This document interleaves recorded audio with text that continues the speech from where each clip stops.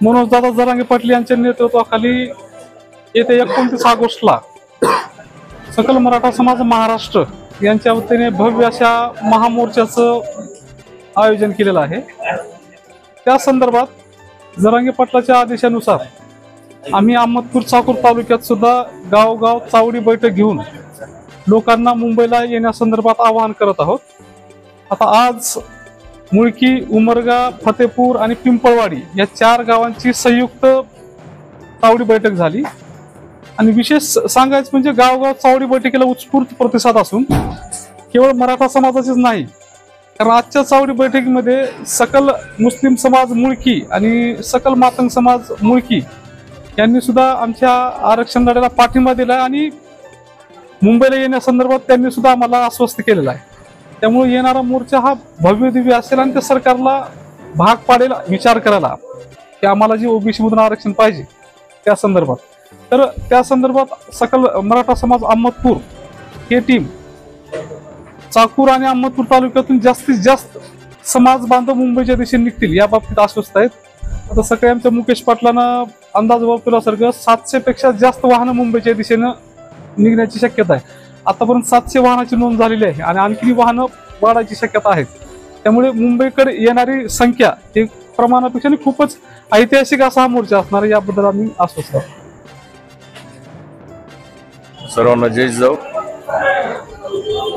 मागील 2 वर्षापासून आरक्षणाचा जो लढा संघर्ष योद्धा मनोजदादा जरांगे पाटील यांनी उभा केलेला आहे।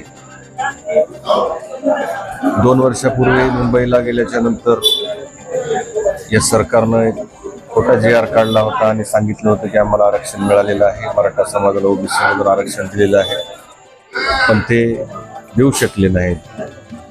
त्याच्यानंतर 2 वर्षाच्या काळामध्ये अनेक आंदोलनं केली, सरकार कायम आश्वासनं देते।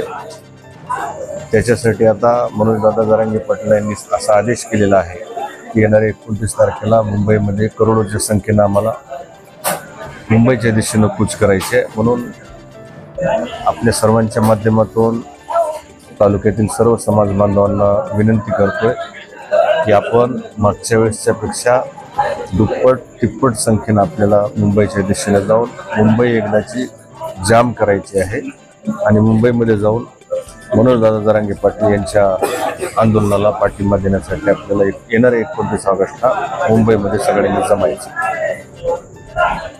माध्यमातून अहमदपूर तालुक्यातील सर्व बांधवांना सर्वप्रथम जय शिवराय। आज 19 म्हणजे या ठिकाणी मुळकी या ठिकाणी पिंपळवाडी, फतेपूर यात संयुक्तरित्या एक चावडी बैठकीचं आयोजन करण्यात आलं होतं। आपण पाहिलातच की मराठा समाजामध्ये मुंबई दौऱ्यासाठी जो जोश आहे एक प्रकारे जेवढ्या जास्त संख्येनं जाता येईल मनोजदादाच्या नेतृत्वात मुंबईला, त्या अनुषंगानं प्रत्येक गावोगावी बैठका घेणं आणि तयारी करणं, त्या अनुषंगानं रोज बैठका चालूच आहेत। गेल्या वेळेस अहमदपूर तालुक्यात जेव्हा मुंबईचा दौरा झाला होता जवळपास 100च्या ते 150च्या जवळपास वाहनं गेली असतील, पण आज तालुका सेवक म्हणून माझ्याकडे जवळपास आतापर्यंत 700 पेक्षा जास्त वाहनाची नोंद झालेली आहे आणि येणाऱ्या 7 ते 8 दिवसात 1,500 पेक्षा जास्त वाहनं मुंबईच्या दिशेने एकट्या अहमदपूर तालुक्यातून कूच करतील आणि हे फक्त गावोगावी ठरलेल्या वाहनांची संख्या आहे। त्यात वैयक्तिक काही प्राध्यापक असतील, काही कर्मचारी असतील, ते जे काही वैयक्तिक वाहनं घेऊन किंवा रेल्वेच्या माध्यमातून असतील, बसच्या माध्यमातून असतील किंवा पब्लिक ट्रान्सपोर्टच्या माध्यमातून अनेक बांधव ही मुंबईच्या दिशेने निघत आहेत। त्यामुळं येणाऱ्या 29 ऑगस्टला फक्त अहमदपूर तालुक्यातूनच नाही तर लातूर जिल्ह्यातूनही असा उत्स्फूर्त प्रतिसाद भेटत आहे की एकतर 29 ऑगस्टला आरक्षण जाहीर करावं लागेल या सरकारला किंवा मुंबई जाम होईल आणि एक प्रकारे आंदोलनाची दिशा त्यावेळेस जे मनोजदादा ठरवल्याप्रमाणे उपोषणाला बसणारच आहेत।